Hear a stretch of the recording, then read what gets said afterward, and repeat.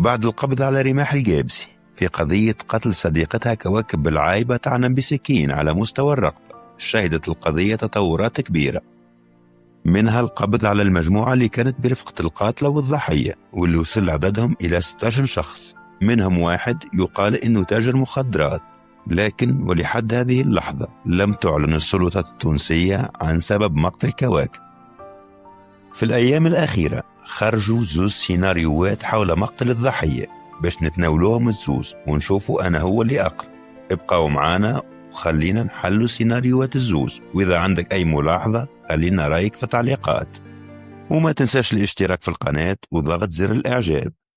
وللي ما يعرفنيش أنا حميد زغدودي، نتبع القضايا ونحكي على أسرارها، وإذا يعجبك المحتوى هذا اشترك في القناة. في غياب المعلومات من السلطات التونسية حول قضية قتل كواكب بالعايبة من قبل صديقتها رماح الجابسي، وصلتنا بعض الأخبار حول القضية.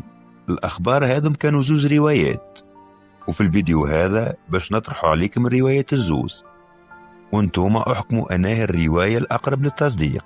الرواية الأولى تقول إنه القاتلة رماح استدعت صاحبتها على سهرة مع بعض الشباب اللي أمنوا مكان السهرية ويتمثل في منزل معد للكراء بالليلة. الضحية وافقت وانضمت للمجموعة، وكان من بين الأشخاص اللي حضروا السهرية شاب ما كانش يعجب الضحية. الشاب هذا كان أحد معارف رماح الجابسي، وكانت هي اللي استدعته للسهرية. كواكب ما عجبهاش حضور الشخص هذا للسهرية، وقالت لصاحبتها علاش تستدعى فيه، تعرفني ما نحملوش. بعد شوية نقاش بيناتهم وفات الحكاية، ورجعوا للسهرية كأنه ما فما شيء. وبما أنه كل الحاضرين كانوا في حالة سكر نظرا لاحتسائهم المواد الكحولية واستهلاك المواد المخدرة من أقراص وقنب هندي المعروفة بالزطلة، مشيت رماح وهي في غير وعيها للشاب اللي ما تحملوش كواكب، وقالت له اللي كواكب ما تحملوش وما تحبوش. السيد هذا مشى الكواكب وعود لها الكلام اللي قالته رماح، لكن كواكب لطفت الموضوع وقالت له إنه الكلام مش عليه، الكلام على شخص آخر. ورماح ظهر فيها بدأت تسكر ومش عارفة ايش تقول ولا ايش تعمل، وفات الحكاية وكملوا السهرية بصفة عادية. من غدوة الصباح قاموا من النوم وكانوا ما زالوا في حالة سكر. مشات كواكب لرماح وقالت لها علاش تعود في الكلام اللي قلته لك للشاب اللي ما نحبوش.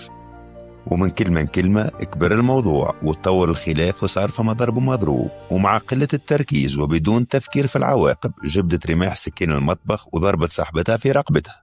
في الوقت هذاك عرفت اللي هي عملت عملة خايبة، وحاولت تشد صاحبتها قبل ما تطيح، مما خلى حوايجها يتمسخوا بالدم. ومع السياح متاح جاوا أصحابها، وبعد تفكير اقترحوا عليها إنها تبدل حوايجها اللي فيهم الدم وتهرب.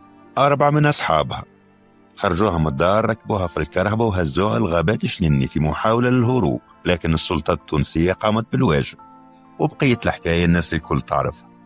كانت هذه الرواية الأولى، وحسب رأيكم هل هي رواية معقولة أو إنها رواية فيها بعض التضارب؟ نستنى تعليقاتكم ووجهة نظركم.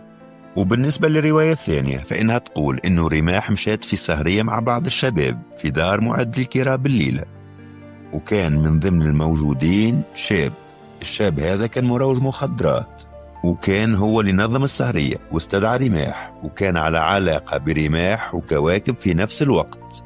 والزوز صحبات ما كانوش يعرفوا اللي هما مصحبين نفس الشخص، وكان هو اللي يصرف عليهم ويعطيهم في الفلوس، وكل مرة يخرج واحدة تخرج وتسهر.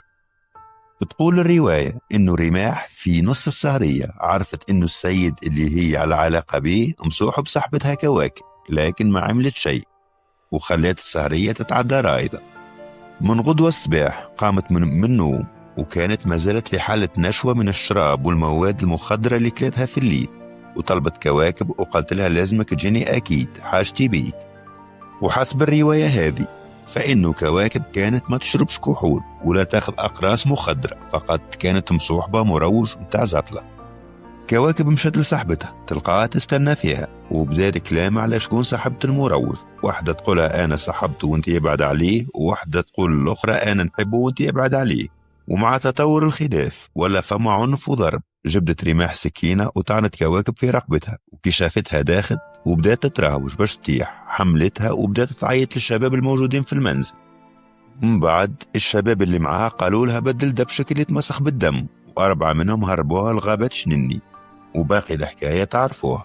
كانت هذه الرواية الثانية اللي وصلتنا ونقلناها لكم بحذافيرها دون زيادة أو نقصان، وحسب رأيكم أنا هي الرواية اللي تنجم تكون صحيحة والأقرب للتصديق وللحقيقة. ونستنى تعليقاتكم، وما تنساش الاشتراك في القناة وضغط زر الإعجاب. في أمان الله.